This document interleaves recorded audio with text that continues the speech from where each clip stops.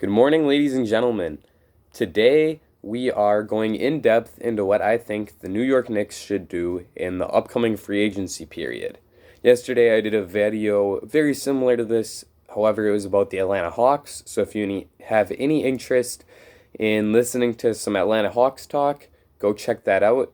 Otherwise, I just want to remind you to leave a like and subscribe to my channel. I've been cranking out lots of NBA coverage, and with the off season really coming into full swing next week, there's going to be a lot more news coming out, and we're going to have a lot to talk about. So I think that this is a place that you're going to want to be. So leave a like and subscribe. Without further ado, let's talk about what the Knicks should do in free agency this offseason. The Knicks have about $33 million in cap space, so they have max contract spot. However, I don't really think there's a player that they're going to want to use that max contract slot on. So they're going to have to add some players at the margins and maybe add some players that have all-star potential if they're able to. But before we talk about that more in depth, I want to talk about the current pieces that this team currently has on their roster. At the point guard position, they have Elfrid Payton, who has a non-guaranteed contract for next year. It's about $8 million, and I think that if they really wanted to, they could bring Payton back on a cheaper deal than that. Maybe something very close to the minimum, at most, maybe $5 million annually. So I could see them not guaranteeing that contract and looking to either bring Payton back on a cheaper deal or just not bring him back at all. They have some younger options at the position as well, the better of the two being Frank Ntilikina, who in my opinion will end up being a solid role player in the NBA for years to come due to his defensive tenacity. He's very good on that end of the floor, one of the better defensive guards in the entire NBA. So for that reason, he's going to be at least a guy who's going to have a roster spot and probably a rotational position on an NBA team for the next decade or so. However, on offense, he's very raw and has not really developed any key abilities in his first couple years in the NBA after being drafted in the top 10 by the Knicks just a couple seasons ago. The other guy they have here is Dennis Smith, who is one of the bigger things they brought back in the Kristaps Porzingis trade. Smith had a promising start to his career in his rookie season, but ever since then, it's really been downhill for him. In his last season with the Mavericks, he struggled with having to play off of the ball more frequently due to the presence of Luka Doncic, and this past year with the Knicks, he was arguably the worst player in the entire NBA. He shot the ball poorly, was turnover prone, and did not play any sort of good defense. So this guy is hopefully going to have a bounce back season and he can reclaim his position in the NBA. Otherwise, he's probably going to be looking for a contract either overseas or in the G League following this upcoming season because he has not been good whatsoever the past few years.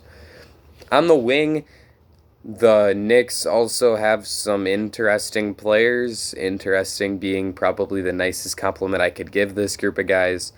RJ Barrett is a player with significant promise, and out of everyone on this roster, he's the guy that I believe to be most likely to make an all-star team one day. He's a solid slasher, a good finisher, and is capable on the defensive end. His shooting needs improvement, but if he can make those necessary improvements to his offensive game, with the shooting as well as some playmaking deficiencies, I could see him becoming a player that you can truly build around in New York. However, outside of him, this wing position is pretty bleak.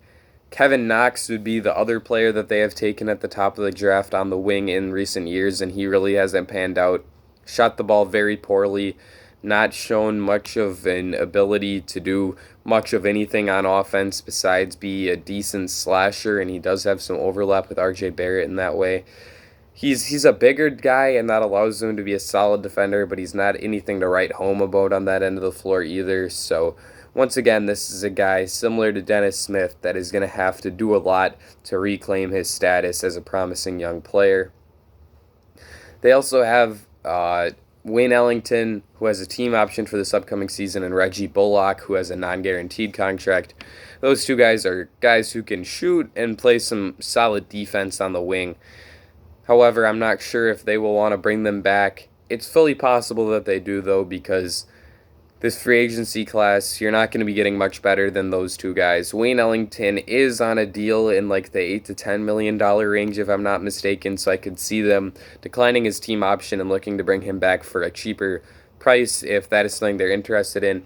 Reggie Bullock's deal is only about $4 million, and he could also be a guy that could be used in a trade package because I could see an NBA team being attracted to his ability as a 3-and-D wing on a low contract number. So I would probably guarantee his contract if I were the Knicks and look to keep him around for next season. Theo Pinson and Ignas Brazdeikis are two other guys that are really young and maybe have some potential. However, I really don't know too much about either of them other than that Pinson was cut by the Nets and brought on by the Knicks. They signed him to like a minimum at the very end of the season, and he has a team option for next season. So the fact that they signed him would make it appear that they are having some hope for him and will be looking to accept that team option and have him on their roster next year. However, he's one of the worst shooters in the NBA, and having a wing that really can't shoot isn't very good, as the Knicks would know because they are one of the worst shooting teams in the NBA, as I'm sure you've noticed. As I say, pretty much none of their players can shoot. So I don't know why they would want to have him on their roster, but it would appear that they do, and they'll look to bring him back next year. Brazdeikis is a guy that went to Michigan and I think is a solid slasher and defensive player, but I do not know much about his game overall, so I won't go too in-depth there. At the big man positions, this is where there's a little more hope for the Knicks. Mitchell Robinson is a solid player. He needs to work on his fouling tendencies, but outside of that, he has potential to be a really nice rim protector as well as a solid rim runner and lob finisher for the Knicks at the center position. He has a non-guaranteed contract, but it's for like the rookie minimum, so there's no way they won't pick up that deal. He's one of their more promising young players, probably the second most valuable player on this roster after R.J. Barrett. So they really have no reason to ever think about declining that contract. Outside of him, Julius Randle is going to be back next year on his huge contract in the $19 million range, if I'm not mistaken. That is a huge overpay for Randle, but he does have some solid attributes as a guy who can put the ball in the basket. His defense isn't anything special, and at times he doesn't make the best decisions for the team and really just looks to get his own numbers, but he is a good player, and if they were to make a trade for Chris Paul, I could see him being someone that the Thunder would value, and he would probably be the centerpiece of that particular package. Bobby Portis is another guy they gave a humongous unwarranted contract to this past season. However, that's a little more forgivable, this contract in particular, because they did tack on a team option for the second season. Bobby Portis is not deserving of $15 million annually, so I'm sure that they will decline that team option. However, if they can bring him back on a cheaper contract much closer to a minimum, I think that he is an interesting proposition due to his ability as a floor-stretching big man. So that's someone that could be on their roster next year. However, definitely not for the current price tag. The last guy is Taj Gibson, who you know what you're going to get from him at this point. He's a big guy who is a solid rebounder, solid defensive player, doesn't have much game at all on the offensive end, but he's a guy that they could look to bring back. Once again, he has a team option for next season, and it's paying him in like the $8 to $10 million range. Probably should decline that one, but if they have mutual interest in bringing him back, I could see him coming back on a deal that pays him at a much lower number, probably something like the minimum. In terms of outgoing free agents, you have Mo Harkless and Damian Dotson on top of all the team option and non-guaranteed guys that I talked about before. But with these two, they are two wings. I was going to say 3-and-D wings, but it's more like 3 or D wings in this case. Dotson is one of the better shooters on the market this coming season, and I think the Knicks should probably look to bring him back due to the fact that Like I said before, this is a pretty weak free agency class, and spacing is something that they need to emphasize. So I do think that he should be a guy they look to keep around. However, I could also see a contender offering him a contract because he has shown promise as a guy who can shoot the ball and space the floor. And obviously, in today's NBA, that's an important skill to have. In Mo Harkless's case, he's more of a defensive guy who really can't shoot. I believe he's right around 32% for his career from the three-point line, which is not god-awful, but it's not particularly impressive either. So I do think that Mo Harkless will receive a deal in the $5 to $8 million range, something close to the taxpayer mid-level exception. And I don't think that that will likely come from the Knicks. I think he's much more likely to go to a team that's looking to make the playoffs next year.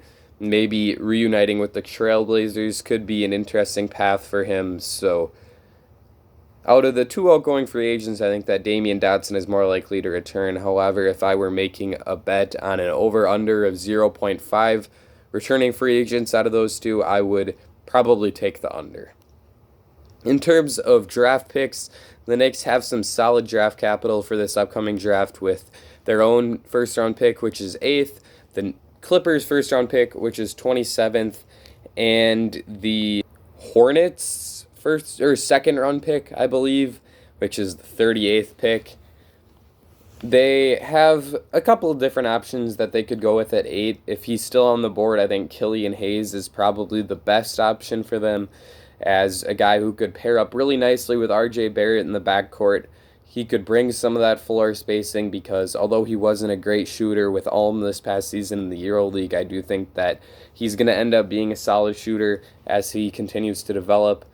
He also is a solid playmaker and solid ball handler, so he's really the type of guy the Knicks should be looking to bring in as another young player who could spearhead your rebuild and even has some high potential and maybe could make a case to be an all-star level player someday. So he would be my first option. However, there's a good chance that he could go somewhere in the 4 to 7 range of this draft, so he may not be on the board for them there.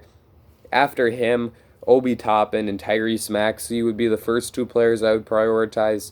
Toppin is a player I'm not high on overall. However, I do think he would be a really nice fit with the Knicks because Mitchell Robinson could cover up for some of Toppin's lackluster defensive abilities with his ability as a rim protector. So I think that of all the landing spots for Toppin, the Knicks would be close to perfect because he would have the ball in his hands a lot and be expected to carry the scoring load a little bit. It would be some overlap with Julius Randle, but Randle's contract is non-guaranteed following this season, so they could just decline that option and let him walk following this upcoming year. So I think Obi Toppin could be a very nice candidate for him due to the offensive skills that he possesses.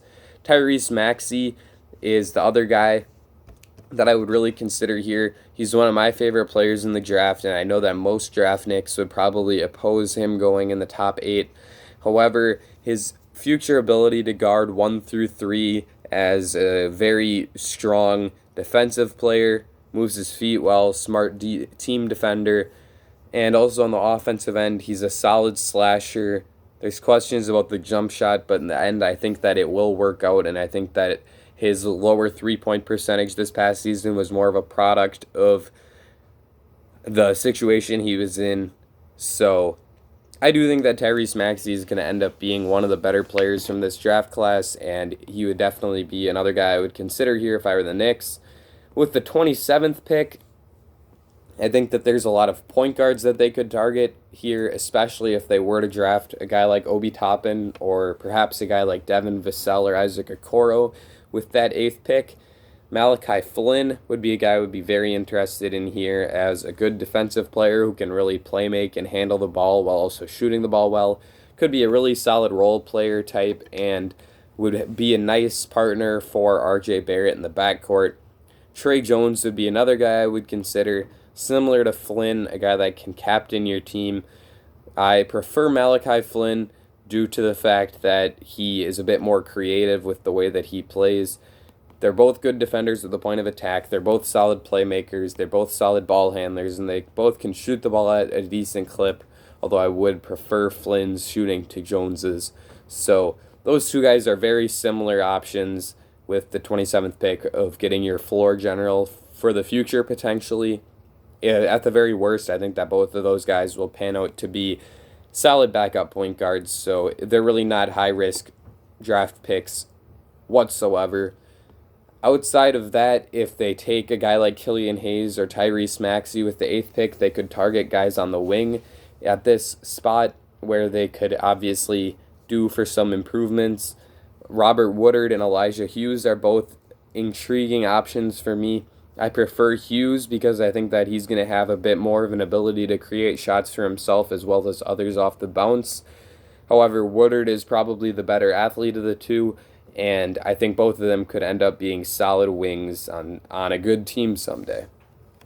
At the 38th pick, there's just a lot of different directions you could go, as the second round is always unpredictable. You never know if they'll even be selecting with this pick, so I really don't want to get too much into it. However, some of my favorite guys at this part of the draft would be someone like Killian Tilly, Udoka Azubuike, Peyton Pritchard, or Emmanuel Quickley. Two big guys there with Tilly and Azubuike, and two guards with Pritchard and Quickley. If they want to look for help on the wing, this could be a spot where you look for a guy like Skylar Mays. Now, we finally get into free agency. If the Knicks want to bring in a big name in this upcoming season, which I don't think would be a terrible idea, but there's really two big guys on this market that I would think it would be worth giving a deal in the 15 to 20, 21, $22 million range.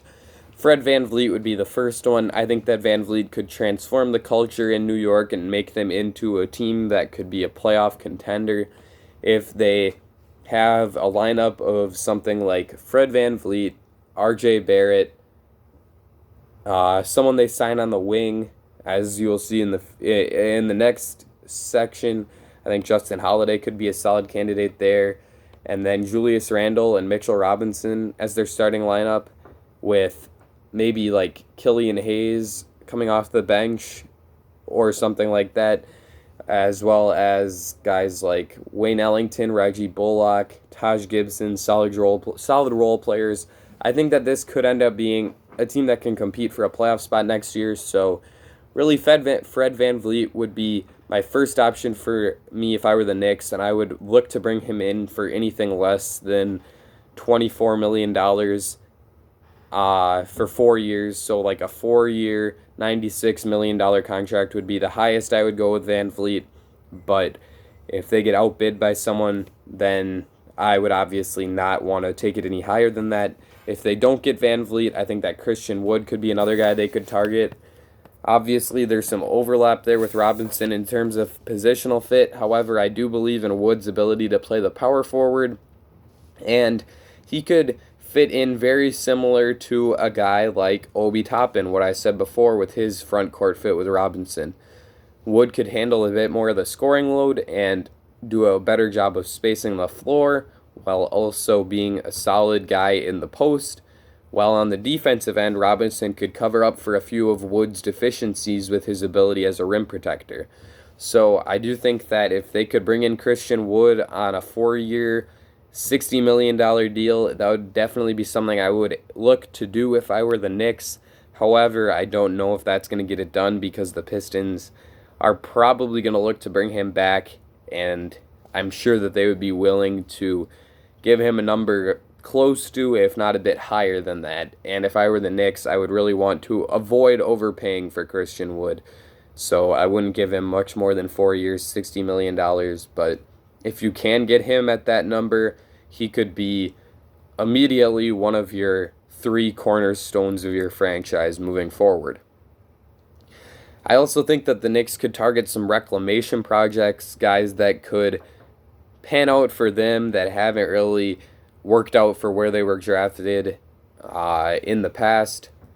Josh Jackson would be the first one that would come to mind as a potential wing who has some 3-and-D potential and people thought could develop into a scoring wing with a chance to be an all-star one day. Obviously, he has not done that as he has struggled on and off the court with the adjustment to NBA life. However, if you can get him on a very small deal, he could be a very worthwhile guy to pursue if you are the Knicks.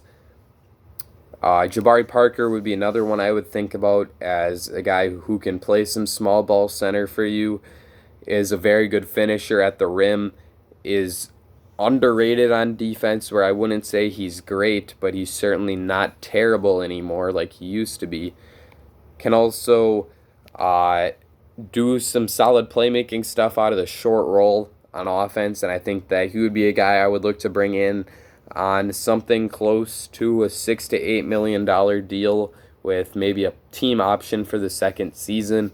I think that Parker is done getting paid in the double digits, but I do think that he's a salvageable role player that I would look to bring in if I were the Knicks, that could back up guys like Julius Randle and Mitchell Robinson at the big man positions.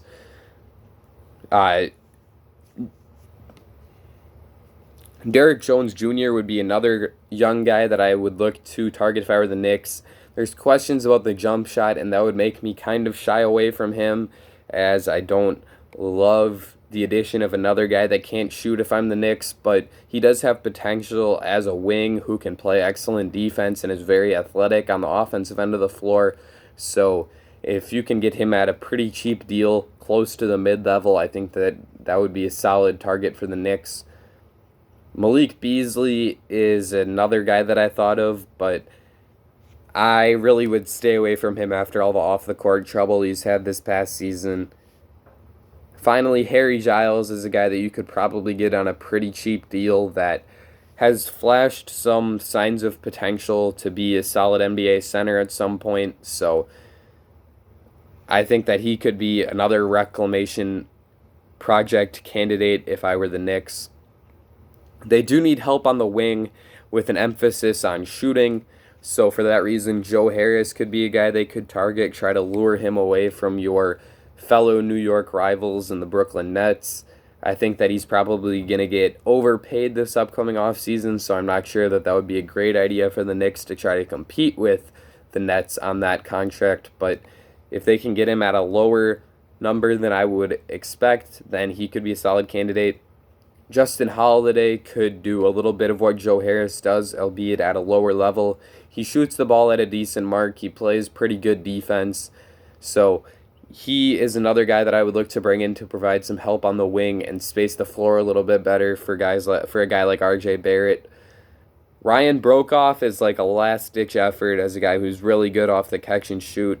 His role would have to be very limited, but he can shoot the lights out. So I would at least consider getting him on a minimum deal.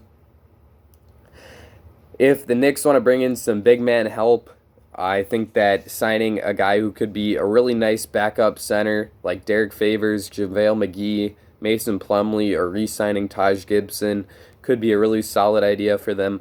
All of those guys have some skills. Plumlee is a solid scorer in the low post as well as a good passer from the big man position. McGee is a solid rim protector and rebounder, and Favors, similar to McGee, is a good rebounder and rim protector. So I think that if you could bring in a guy like that who can set a good culture and be a good veteran in the locker room while also mentoring Mitchell Robinson a little bit and making him into a better player, could be very useful for them and a useful usage of their cap space, although it would probably only be on a 1 or 2 year deal with maybe like a team option or a non-guarantee for the second season like we saw the Knicks do this past offseason. Finally, bringing in some competent point guard help could be very useful. A couple of guys that make sense for me here would be Shabazz Napier and Yogi Ferrell as some point guards who can really just get you a bucket. I think that's something that the Knicks could certainly use because there's not a whole lot of guys on this roster who can really do that, who can just score the ball at ease. So although those two guys do have some drawbacks as not great shooters and not perfect defensive players either, they could bring some value and also be a solid veteran in the locker room once again.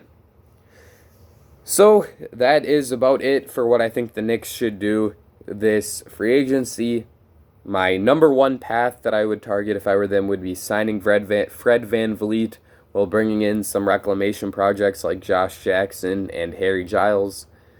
So next season, this team could have a ceiling of being like the 8th seed, but I could also see them being a team picking at the top of the lottery once again. And I don't really think that would be a bad thing because there's a couple guys like Cade Cunningham and Jalen Green who I've started watching some tape on for next season's draft. Those guys are going to be really good. So I don't think that having a early first round pick next year would be terrible for the Knicks, but if they do want to contend, there's certainly options on this free agent market that could get them to that point. I hope that you enjoyed this video. Leave a like and subscribe if you did. That's it for me. Ladies and gentlemen, I will see you all again very soon.